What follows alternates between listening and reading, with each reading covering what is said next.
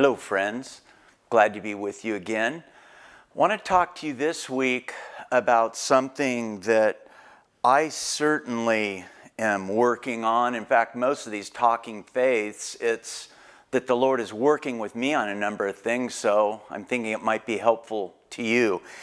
And this is about having a connection with God, a real connection. And so I've entitled this, Disconnect to Connect, and you'll understand why as I go on. But let me tell you what brought this to mind. Last week, I was walking out of my office to go home down to the parking lot. So I go down a flight of stairs to the parking lot. I noticed at least 4 people on my way out that were walking by themselves, but you know they were doing this. They were staring at their phone, texting or looking at something. And it got me thinking, when do we make time just to be still and listen and be with the Lord? There are so many devices, there are so many things that take our time. And so I started to do a little Bible study, and I came across one of my favorite Psalms. It's Psalm 46. And if you have a Bible, I'd encourage you to get it out and at least look at it maybe after this is over. But verse 10 was especially striking to me. Psalm 46 verse 10 says this, "Be still and know that I am God. I will be exalted among the nations. I will be exalted in the earth." That is an emphatic statement by God. Be still and know that I am God. When are we still? When do we make time just to be still? It's a crazy thing to think about. You know, as I experimented with this, some of us that are busy all the time, if we try to just be still, we start getting a little antsy. It feels weird. Our flesh doesn't like it. Our flesh loves something to do. We feel like we're getting something done, or we're just nervous about being still and being quiet. Why is that? I think it's a tool of the enemy to keep us from that connection with God. You know, a couple of things that I think about, and I caught myself doing this.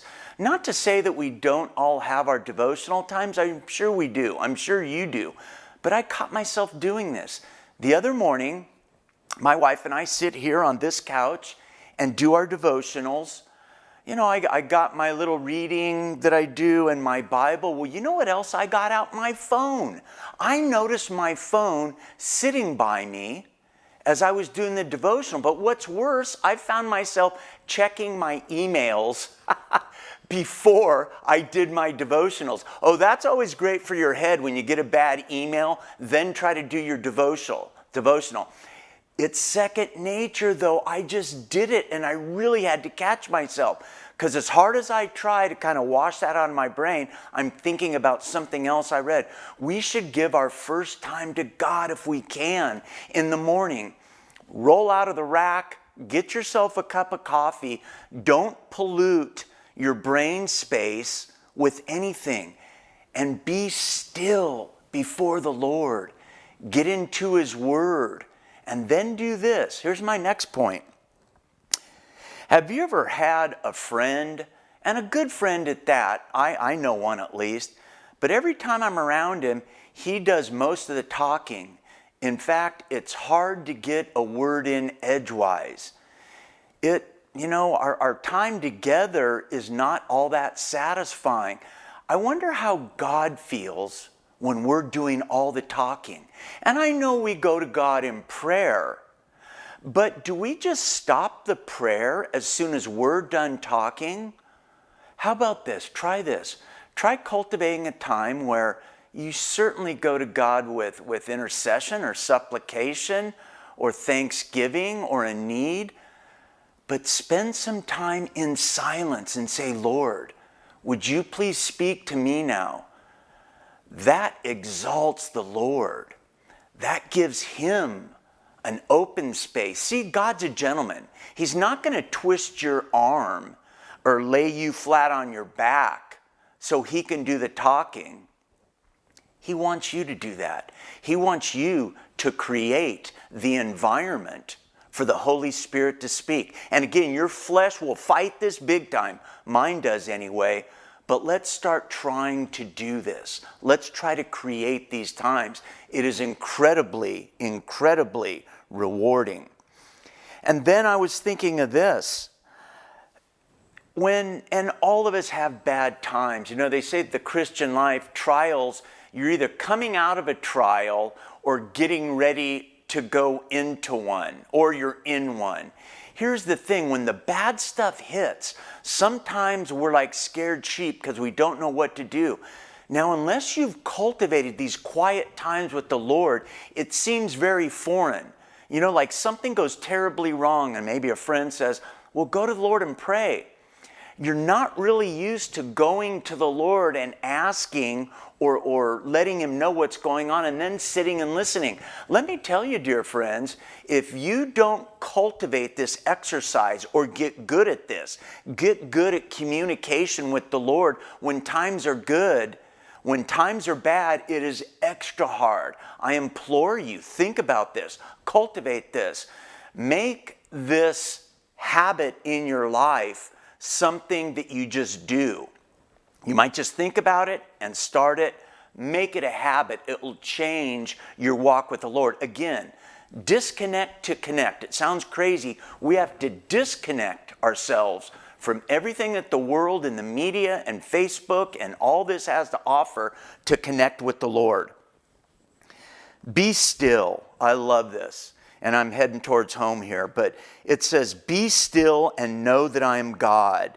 In the Hebrew, do you know what the correct translation of be still is? It's enough. It's not like the Lord being warm and cuddly, be still. He's saying enough. I am God. I will be exalted in the earth. I will be exalted among the nations. Remember your place before God. He is God. Do you want wisdom? Put yourself in a position to receive the wisdom on high. You don't originate this wisdom. He gives it to you. How do you get this? By being still in front of the Lord, sitting with him. Don't let silence make you feel uncomfortable. Silence is a good thing. The Spirit will fill it with his sweet voice. Now lastly, and this is just a little extra bonus. Psalm 46 is one of my favorites because I don't know if you're aware of who Martin Luther is, but Martin Luther was a great church father. He wrote my favorite worship song of all time, A Mighty Fortress is Our God. I want you to do two things. I want you to listen to A Mighty Fortress is Our God. Google it, look at the lyrics, then read Psalm 46.